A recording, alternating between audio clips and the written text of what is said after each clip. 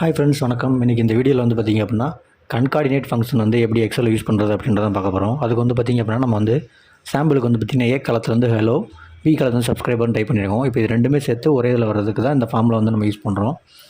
சரிங்களா? இதுக்கு நீங்கள் எத்தனை காலம் வேணால் நீங்கள் சேர்த்து மெர்ஜ் பண்ணிக்கலாம். இப்போ இது ரெண்டை மட்டும் நம்ம ஜாயின் பண்ண போகிறோம். ஸோ அதுக்கு வந்து பார்த்திங்கன்னா கன்கார்டினேட் அப்படின்னு சொல்லி அடிங்க. CONCA இப்படி நீங்கள் CONCA அடிச்சிங்க இந்த மாதிரி வந்துடும். வந்தோடனே டேப் ப்ரெஸ் பண்ணிங்க. டேப் பண்ணி ப்ரெஸ் பண்ணிட்டு இங்கே வந்து பார்த்திங்கன்னா டெக்ஸ்ட் ஒன்றுன்னு கேட்குது. ஸோ வந்து இந்த காலம் இருக்குது பார்த்திங்கன்னா, இந்த காலத்தை செலக்ட் பண்ணிடுங்க. செலக்ட் பண்ணிவிட்டு கமா போட்டுவாங்க.